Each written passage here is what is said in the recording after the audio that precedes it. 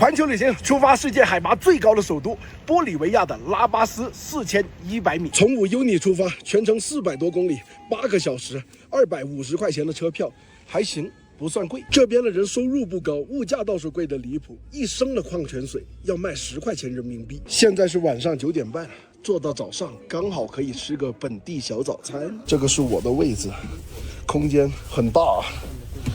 哎呀，还是1号位，可以看司机开车。出发，终于到了，1晚都没睡好，颠得我整个人睡都睡不好，造孽。这个应该就是本地小早餐了。 咱也吃一个套餐吧，1杯咖啡，2块肉加个面包番茄，收20块钱人民币，生活水平那么高吗？哇，太干巴了！这打出租车倒是蛮便宜，12公里50块钱人民币。看看首都的市中心富人区，500块钱人民币能住啥样的？酒店盲盒时间啊！哇，哎。 还行，蛮有设计感，我觉得这波不亏，而且还是个城景房。放好行李，咱们就围绕整个首都瞎溜达，看看有什么好玩、有意思的事情。这就是本地的网红街女巫市场了，进去瞎逛一下，看看有啥好玩的。也没啥特别的，就是跟其他网红街一模一样，卖什么纪念品之类的。无处不在的中国人，上海炸鸡店、上海饭店，牛逼！来都来了，整点本地美食吧。 这家店好多本地老外在吃，在排队，应该不坑吧？还是个开放式厨房，老规矩，让他们上招牌菜，上啥我吃啥。上的第1道菜手卷，看起来没什么食欲啊。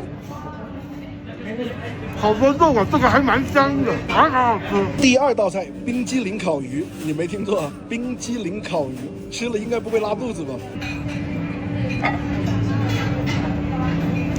怪怪的。 算不上好吃，也算不上难吃吧，猎奇。第3道菜烤鸡腿，这摆盘夸里胡哨的，好好吃。最后1道菜冰激凌香蕉，这些老外怎么这么喜欢拿冰激凌做菜呀？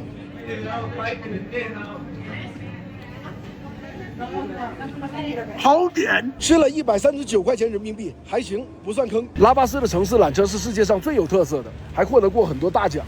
它的作用就相当于我们公交车啊、地铁啊拿来通勤的非常多的线路，跟我们坐地铁差不多，3块钱。好了，每条线路都坐一遍，全程4个小时，去飞。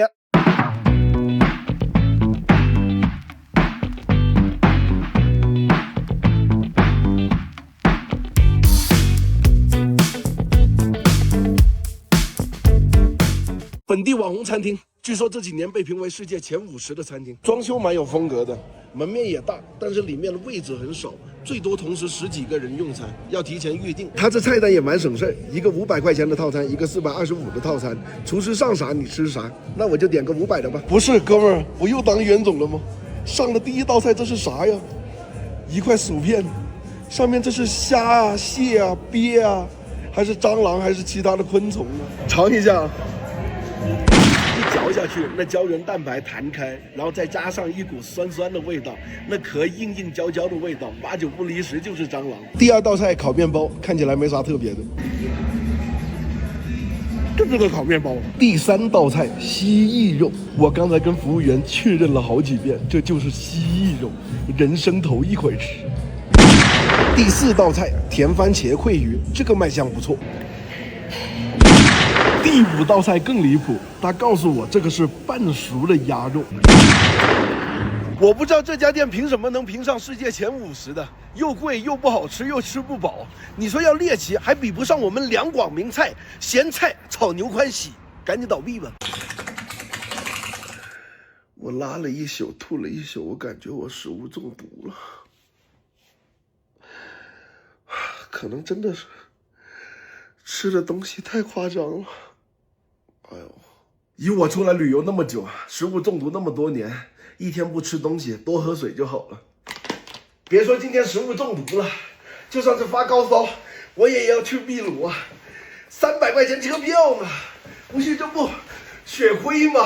去边！这哥们腿断了都要过去玩，一对比，我这算啥呢？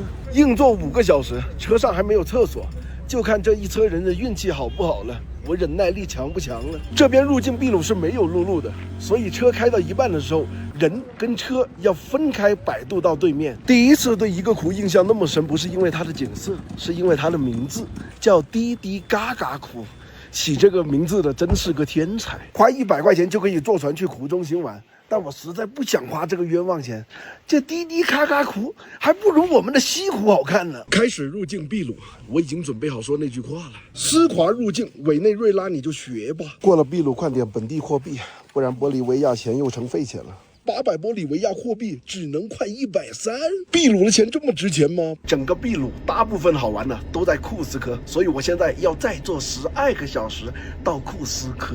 在南美旅游，感觉把我这辈子要坐的大巴都坐完了，给我腰都坐断了，屁股都坐成4块了。这边的交通实在是太烂了，从这个地方到下一个地方，基本要坐10几个小时起步。真的求求你们这些南美洲的国家了，挣到钱赶紧盖高铁吧，转乘换一辆大巴。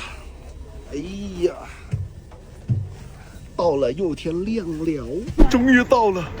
饿了一整天，食物中毒也好了。库斯科是以前南美印加帝国的首都，整个城市不大，个把小时就逛完了。整个小镇已经非常的商业化，跟我们的古镇也差不多，也是没啥好玩的。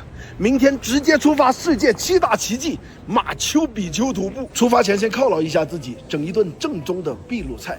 据说秘鲁菜是整个南美中最好吃的，看一下是真是假。老规矩，让他直接上招牌菜，上啥我吃啥。第一道三文鱼，摆盘摆的挺好看的，味道一般。三文鱼摆盘摆的再好看，也只是个三文鱼。鸡汤面这个可以，鸡肉比面多。这个汤底可以调得非常的香，但是这个面不行，没什么口感，不清爽，粘牙，好好吃。第3道菜看起来不错啊。颗粒分明，入口具有口感，很好吃。最后一道牛骨千层面，南美洲的牛肉怎么做都不难吃，好吃到偷耳光都不放手啊！总共大约吃了400块钱人民币，还行，不贵，不愧是整个南美洲最会做饭的。再尝一道秘鲁国菜烤荷兰猪，简称藤薯。但这个卖相实在是没什么胃口啊，是不是要打码才能把视频发出去啊？不是，这个绿色的是欧里给吗？啊，秘鲁的人那么重口味啊！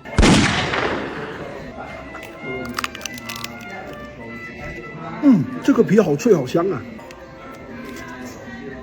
哇，这个肉好嫩好多汁啊，跟那个烤乳鸽的味道差不多。这个嘎嘎好吃。徒步个4000多海拔还要签个生死状，瞧不起谁呢？马丘比丘经典徒步路线80公里，要走5天，报徒步团才有门票，总共5000块钱全包。这边全都是本地老外，就我一个中国人。小小马丘比丘轻松拿捏 ，Vamos！Please, please come down now.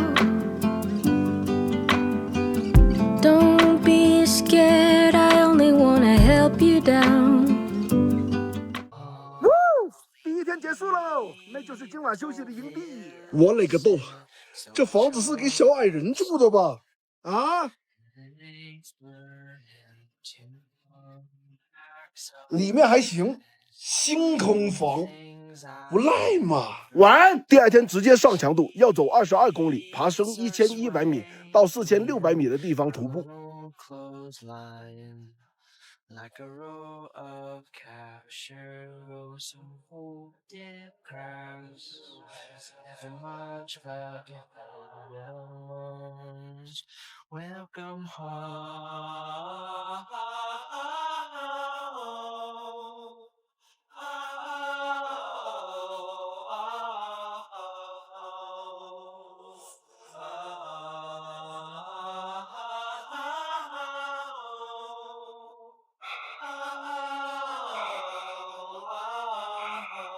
终于到了本次徒步的最高点，雪山的山脚下，4600米海拔。Oh my legs， 嘎嘎！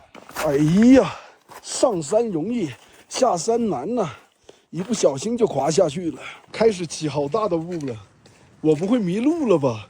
人影都没见到一个。这风景看得我有点恍惚了。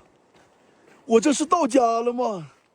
跟我家后山有什么区别啊？从雪山高原穿越到热带雨林，上次这种体验还是在咱们的西藏墨脱，走了10多个小时，走的都要翻白眼了。终于到了，今天终于不用住霍比特人的房子了。哇，还能洗澡！哇，星空山景房，这是我能住到的吗？我还以为条件很艰辛呢。再晚安 ，Vamos！第3、第4天的徒步难度并不大，没有高海拔的攀升，单纯就是路程远，动不动就是10几20公里。我发现秘鲁这边的生活环境跟气候跟我们的中国南方好像啊！你看这边也有土狗、狸花猫，还有这些风景，一毛一样。好起来了啊！老外能开上咱们的国产金杯大汽车了。团结就是力量，一人搬一块石头，把这个泥坑铺成一条路。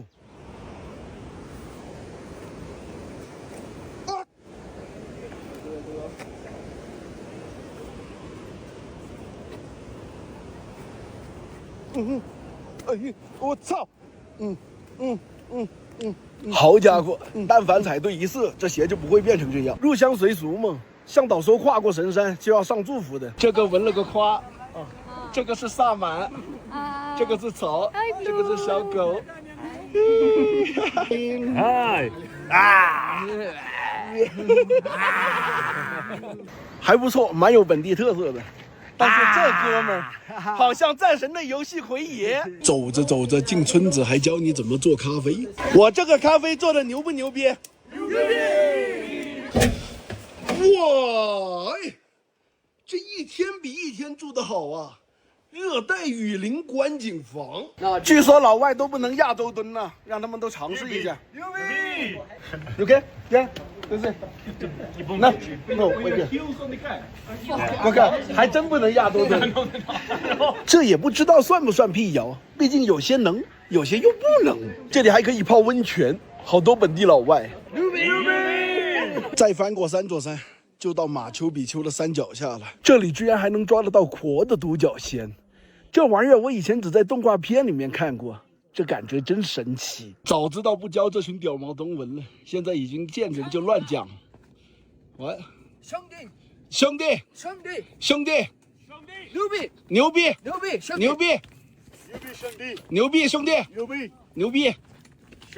兄弟，牛逼，操你妈！你好，操你妈！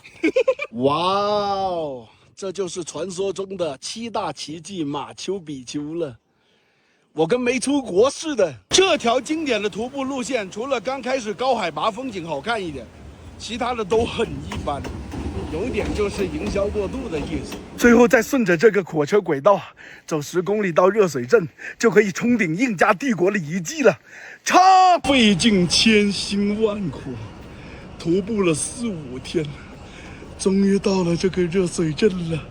就差1步了，麻了！谁说老外的景点不排队，还只能坐车上去，不让徒步？哇吼！登顶的景色不错呀，值回票价了。因为海拔高嘛，同时又是热带雨林，整座城经常都会被云雾环绕着、包裹着，看起来就像是在天上的城市一样，所以被称之为印加帝国的天空之城。我在很多动漫啊、电影啊、游戏里面都看过类似的建筑跟风景。这里还是很美的，很值得来。耶、